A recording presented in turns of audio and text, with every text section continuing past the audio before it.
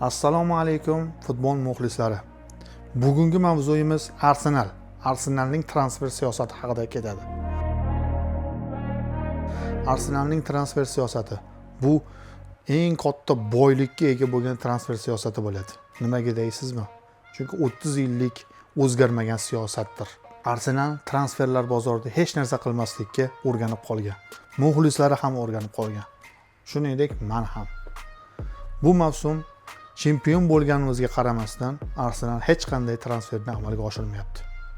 To'g'ri, Newcastle Uniteddan Gimaraysh degan futbolchini olib keldik, lekin Gimaraysh dek o'yinchilar bizda tiqilib yotibdi.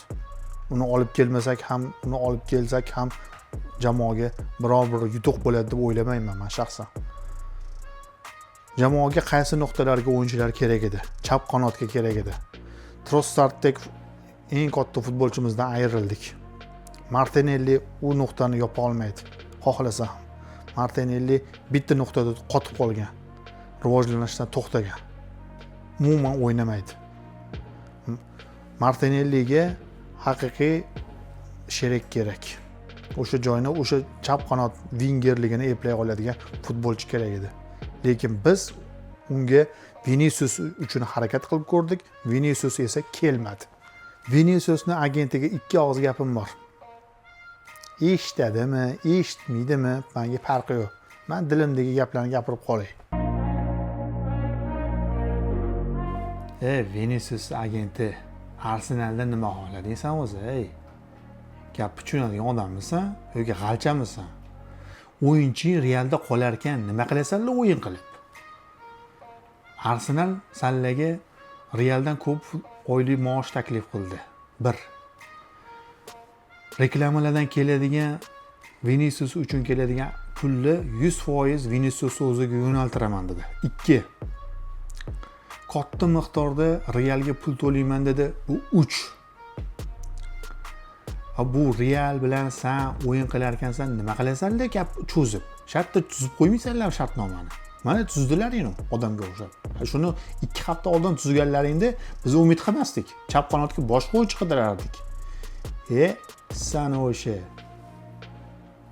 Arsenalning mavsum boshidagi o'yinlari haqida gapirib o'tmoqchiman. Arsenalning mavsum boshidagi o'rtoqlik o'yinlaridan jamoaning nozik nuqtalari ochiqchasiga ko'rinmoqda. Himoyadagi qo'pol xatolarimiz, markazdagi o'yinchilarning bir-birini tushunmasligi va chap qanotning sustligi bu o'yinda juda ham qattiq ko'rinmoqda. Kai Havertz chap qanotda o'ynamoqda. Muxlislar, bilyapsizmi? Kai Havertz chap qanotda o'ynamoqda. Kai Havertz universal futbolchimi?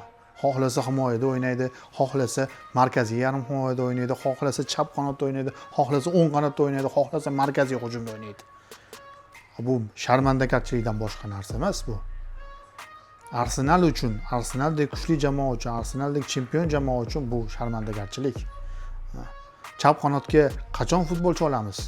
Nega o'yinchilarimiz to'layotgan Luis Skelly, Rice, Zubimendi o'yinchilarimiz turgan joyga o'yinchi yana qaytib olamiz? Gimarayshni nima karomati borki o'yinni olib keldik biz? Men haligacha tushunib yeta olmayapman. Bu masala. O'rtoqlik o'yinlarida Betisga yutqizdik. Emirates Kubogida Borussia Dortmundga yutqizdik. Ikkala jamoa ham o'zining chempionatining o'rtamiyona jamoalari hisoblanadi. Xohlaymizmi yo'qmi? Germaniya chempionatida so'nggi yillarda Borussia Dortmund kuchli o'ynayotgani yo'q. Ispaniya chempionatida Betisni qanday klubligini bilamiz. Shu jamoalarga bizning jamoa yutqizmoqda. Kulgili bu holat. Ba'zi jamoalar Atletico Madridni emel etmoqda. Ba'zi jamoalar PSG bilan o'ynab teng o'ynamoqda. Bizning jamoa Yevropaning o'rtamiyona jamoalariga yutqizib yuribdi. Bu mavsumdan ko'p narsa kutmasligimizni dalolat bermoqda. O'tgan mavsum chempion bo'ldik. Chempion bo'lgan jamoa katta transferlarni amalga oshirmaydimi? Nima qilyapti bu rahbariyat? Qayerga qarayapti? Nima qilayotganini o'zi anglab yetyaptimi? Umuman tushunmayapman men. Ochig'ini aytaman. Jamoa 3-4 yilda katta transferlarni amalga oshirib chempionlikka erishdi. Shuni nahot tushunib yetmayapti. Chempionlar ligasi kerak bo'ladigan bo'lsa, jamoaga katta transferlarni amalga oshirishimiz kerak. Yo'q, bular bo'ldi, yana eski siyosatga qaytdi. Kichkina o'yinchilarni kichkina summaga sotib olish. Bunaqa o'yinchilar o'zimizda tiqilyotibdi, akademiyada tiqilyotibdi. Mana Luis Skelli o'tgan mavsum qanaqa o'ynadi? Tayanch nuqtada. Nima keragi bor o'yin nuqtaga yana o'yinchi olib? Zubimendi turibdi. Declan Rice turibdi. Xohlasa Martin Odegaard o'ynaydi, xohlasa Eze o'ynaydi u nuqtada. Nima keragi bor unaqa o'yinchilarni olib? Mana ko'rinib turibdi-ku, chap qanotga o'yinchi olishimiz kerak. Martinelli hech narsani evlay olmaydi. Hech narsani. Nega chap qanotga o'yinchi olmaymiz? Mana shu transferlar siyosati haqida o'z fikringizni yozib qoldiring.